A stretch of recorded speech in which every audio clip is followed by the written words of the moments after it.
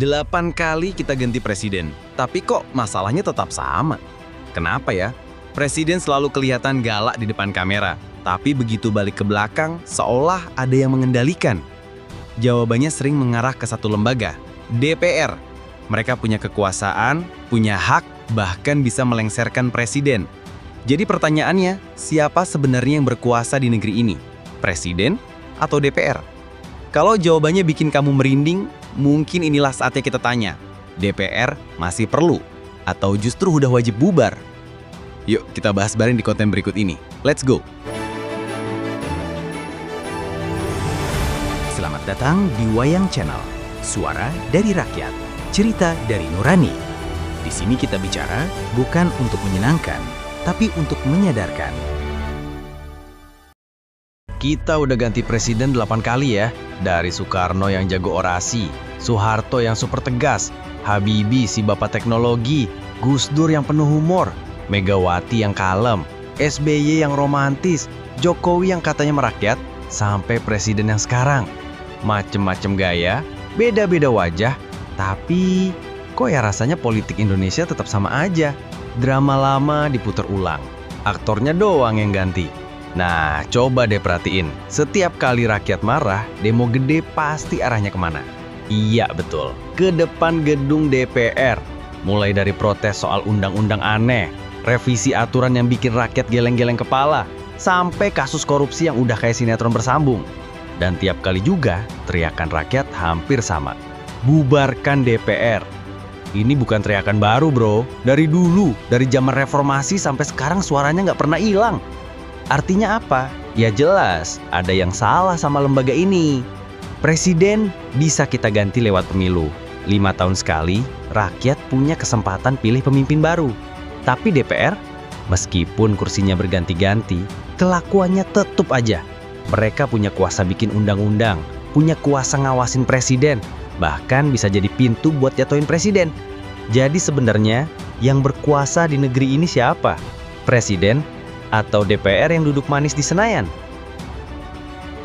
Kalau ngomongin DPR, kita nggak bisa lepas dari sejarah. Karena dari dulu, lembaga ini udah sering jadi biang kerok masalah politik. Nih, coba kita tarik ke belakang. Tahun 1960, Bung Karno, presiden pertama kita, nggak tahan sama DPR hasil pemilu 1955. Bayangin, itu pemilu pertama yang katanya paling demokratis. Tapi hasilnya, DPR malah sibuk ribut sama pemerintah, nolak anggaran negara, dan bikin jalan pemerintahan macet.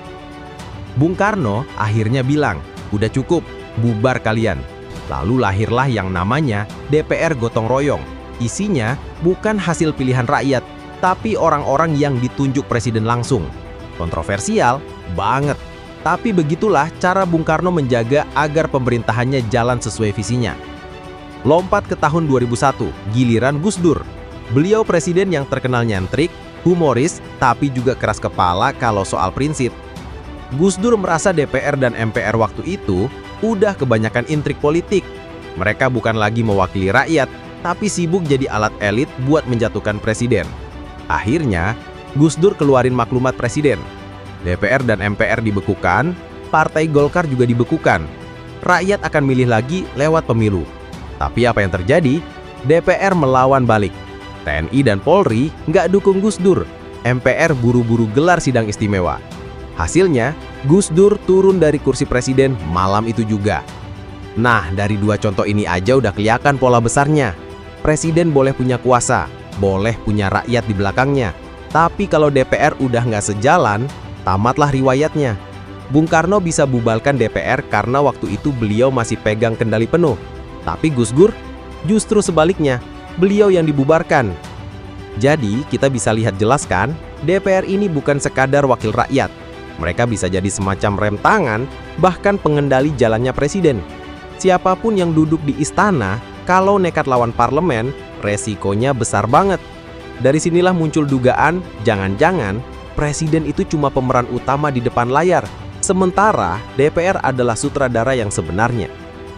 Kalau di atas kertas, DPR itu tugasnya mulia, katanya sih, wakil rakyat. Katanya lagi, pengawas jalannya pemerintahan. Tapi, coba kita lihat praktiknya. Presiden boleh dipilih jutaan rakyat lewat pemilu. Tapi kalau udah masuk istana, ternyata dia tetap harus berhadapan sama satu kekuatan besar, DPR. Kenapa bisa begitu? Karena DPR punya senjata pamungkas, hak angket, hak interpelasi, sampai hak untuk ngusulin pemakzulan presiden. Jadi presiden itu kayak jalan di atas tali. Kalau salah langkah, DPR bisa goyangin tali itu, bikin si presiden oleng. Sejarah udah kasih contoh, Gus Dur coba lawan parlemen, hasilnya jelas, turun sebelum waktunya. Sementara presiden lain, mereka lebih pilih aman, main cantik, jaga hubungan baik sama DPR. Karena mereka tahu, melawan DPR itu sama aja cari masalah. Makanya, jangan heran, setiap presiden yang kita punya, meskipun beda gaya, ujung-ujungnya sering terlihat kompromi sama DPR. Mau sekeras apapun janji kampanye, begitu ketemu meja parlemen, semua harus diatur ulang. Kayak dalang yang lagi main wayang, presiden boleh jadi tokoh utamanya, tapi benang wayang itu ada di tangan DPR. Jadi, wajar kalau muncul dugaan, presiden itu sebenarnya bukan orang paling berkuasa di negeri ini. Dia cuma aktor yang tampil di panggung. Dalangnya, ya siapa lagi kalau bukan parlemen? Sekarang coba kita tengok DPR zaman now. Katanya sih era reformasi udah bikin semuanya lebih transparan, lebih demokratis. Tapi kenyataannya, masalah lama tetap aja ke bawah. Coba aja lihat, setiap tahun ada aja isu korupsi di Senayan. Dari kasus suap proyek, bagi-bagi jatah, sampai yang paling heboh, skandal KTP elektronik. Ironis banget, lembaga yang tugasnya bikin aturan buat rakyat malah jadi langganan masuk berita karena ulah anggotanya sendiri. Belum lagi soal kinerja. Banyak rakyat ngeluh kalau anggota DPR lebih sering sibuk di TV, sibuk bikin gimmick politik, atau bahkan sibuk tidur pas sidang. Netizen sampai bikin meme, gaji mereka miliaran, kerjaannya rebahan di kursi parlemen. Kocak sih, tapi sekaligus nyakitin hati rakyat yang tiap hari harus kerja keras buat bayar pajak. Yang lebih bikin gregetan lagi, DPR seolah-olah punya tameng. Ketika rakyat demo, suara mereka dianggap angin lalu. Ketika rakyat minta transparansi, jawabannya muter-muter, seolah-olah mereka lupa siapa yang kasih mandat. Makanya, banyak orang mulai ngerasa, DPR sekarang udah nggak bener-bener mewakili rakyat, tapi lebih mewakili kepentingan partai, oligarki, atau kelompok tertentu. Jadinya, rakyat makin jauh, DPR makin tinggi. Kalau begini terus wajar kan kalau muncul tuntutan keras, DPR wajib direformasi besar-besaran, atau bahkan bubar sekalian. Karena yang rakyat butuh itu wakil sejati, bukan wakil jadi-jadian. Sekarang mari kita tarik garis lurus. Kalau DPR benar-benar bekerja sesuai namanya, Dewan Perwakilan Rakyat, mungkin kita nggak akan ngomongin soal bubar-membubarkan. Tapi faktanya, realitas di lapangan bikin rakyat gerah. Pertama, soal representasi. Rakyat milih mereka. Tapi setelah duduk di kursi empuk Senayan, suara rakyat justru sering nggak kedengeran. Yang lebih sering muncul justru kepentingan partai, kepentingan bisnis, atau lobi-lobi politik.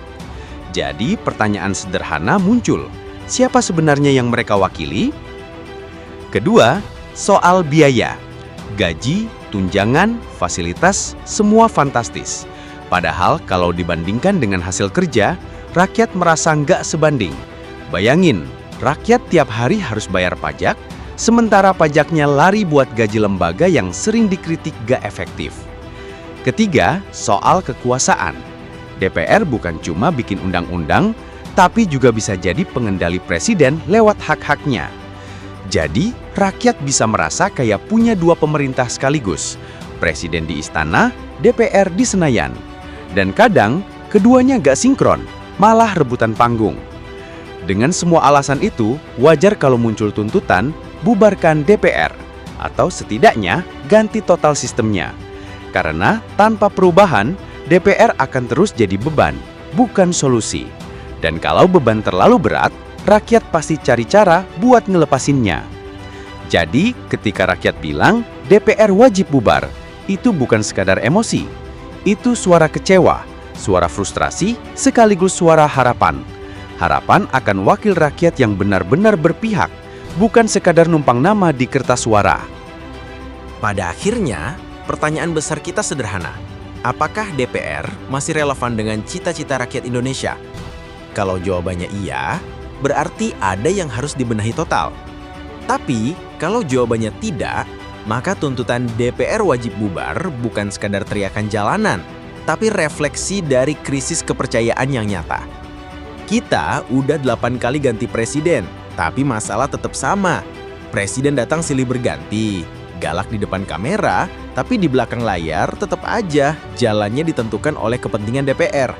Rakyat seolah cuma jadi penonton dalam drama politik yang itu-itu aja. Lalu apa yang bisa kita lakukan? Pertama, jangan berhenti bersuara. Kritik rakyat adalah vitamin buat demokrasi.